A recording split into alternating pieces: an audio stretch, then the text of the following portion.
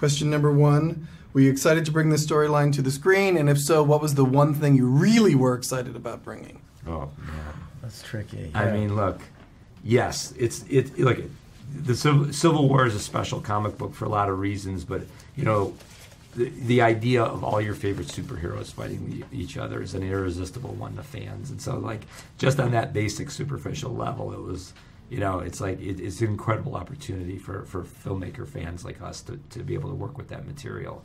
But there was a lot. I mean, we could go. The question is a very complicated one because it leads to sort of like all the most sensitive things in the movie about Cap and all. It just seemed like this was the right way to carry Cap's story forward. Was it difficult to decide which side of the argument each Avenger would take? It was difficult, and we spent a lot of time talking about that. We got together in the room with the writers Marcus and McFeely and with the producer Nate Moore, and we sat around for a few months and really, you know, discussed on a very, in a very deep way, what would motivate each character so far. What have we seen of them so far in the Marvel Cinematic Universe? What would motivate them to make the choice that they make in the movie? You know, we wanted also to surprise the audience too. We didn't want everyone to just line up in a way that you would expect them to, and so we looked for interesting storytelling beats that could potentially make for some surprising moments. I like that there was a lot of thought that went into all of this. That's very cool. Challenge is integrating the Avengers with these superpowers into this more visceral Captain America grounded landscape. Yeah, no, that's a really good question. Look, like, we committed to a very specific style in Captain America: The Winter Soldier, and it was very much built around Captain America and the other superheroes that were in that film.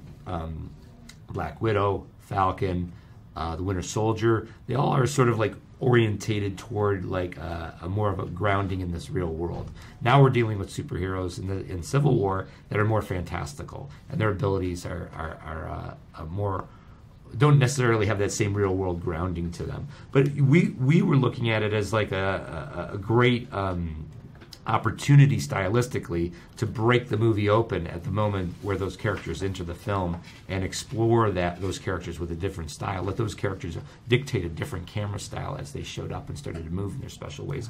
And in fact, the sequence in the movie where we shoot the big fight between all of our superheroes, we shot that sequence entirely on IMAX cameras, RE65 IMAX cameras, because we wanted to have that sort of massive IMAX vertical distance on the screen for that, because we had a lot of like vertically orientated action that was well suited to it. So we actually changed formats for the moment in the movie where we move into that fight.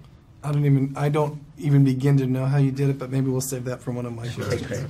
So Chris Evans returns again as Captain America. You tell me what he brought you as directors of his character that he's clearly made his own. Yeah. He really embodies the character. I would say that Chris embodies the Chris Evans embodies the character of Captain America as well as any actor has embodied a superhero character. And it's really a core understanding of who that character is. He really understands the code of the character. And frankly, as directors, we use him as a litmus test all the time for dialogue and for story beats. And, you know, he just has a real sense of what the character would say or do in a given situation. And sometimes we'll come to set with an incorrect line, and he'll be like, I just don't, this isn't how he would respond in this moment. And then we'll all sit down for 20 minutes and try to figure out what the right line is. But that's invaluable to us as directors to have somebody with that kind of metric on set, especially when we're working with that person over multiple films. All right, not a question, but here we go. Yeah. So you have this entire Avengers cast, which is a big group of people, like 10 people. Easy to work with them because they knew their characters so well, most of them who were already here, or more difficult because you have to put your own stamp on it as well? No, I think, look, the thing is, all those characters, all those actors, they're such great actors. I mean, they're really, really amazing level of talent there.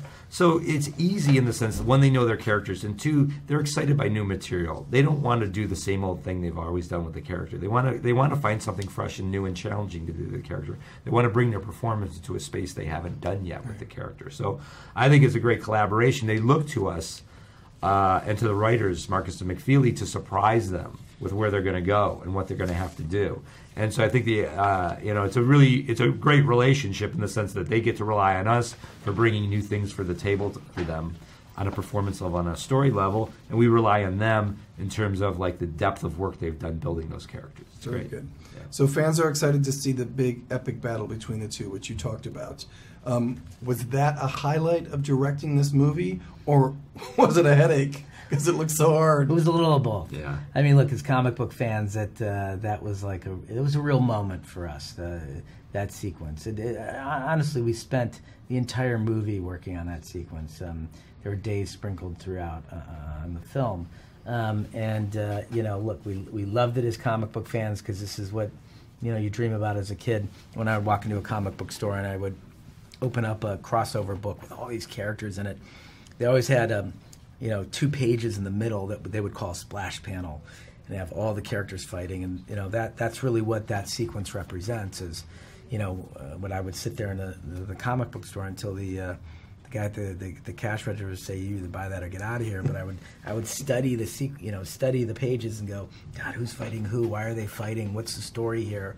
And now we get to execute that in a feature film with incredible visual effects, and it's like we're like kids in a candy store. Couldn't be happier. Well, that's the way it should be, I think, when you work on a movie like this. Yeah. What about shooting in Berlin? Did that bring anything to the table for you?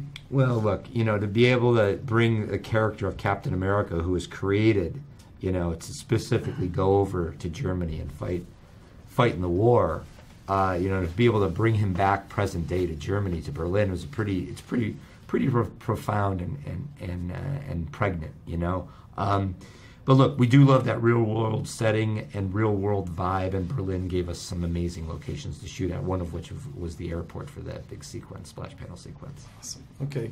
Can you tell me what you know for sure fans can expect from this movie? I think they can expect some intensity, a lot of fun, and a really complicated ending. All right, this is a one-word answer for you both. Disney would like to have this Barbara Walters question included. If you could describe the movie in one word, what would it be and why? You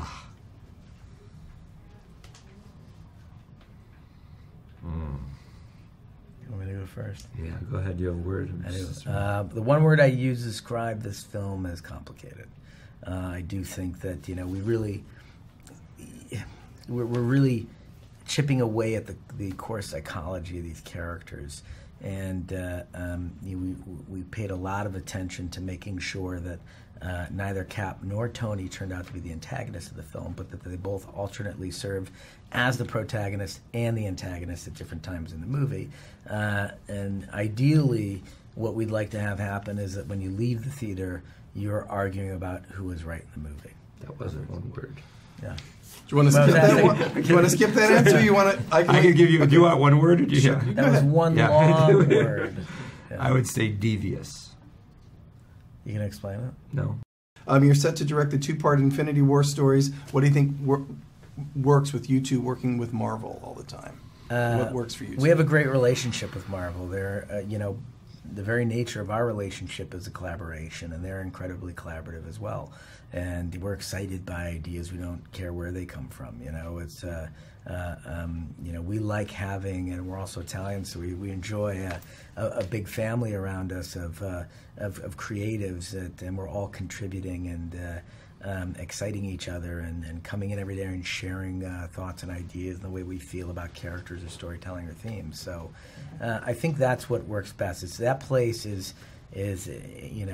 like an imagination factory, and anything you can dream up, they can help you accomplish. And we really couldn't be in a better position or enjoying our jobs more. There's rigatoni in the press lunchroom. Okay, great. I'm Italian too. All right, Yes. Let's get to you. I got 2 minutes left in this round. Robert Downey told me that every movie should have 2 directors like you, like that it made things better, and I think it enhanced the experience. Why do you think this twosome works? Well, I would say this: every movie should have somebody like Robert Downey in it as well. Yeah. He's amazing.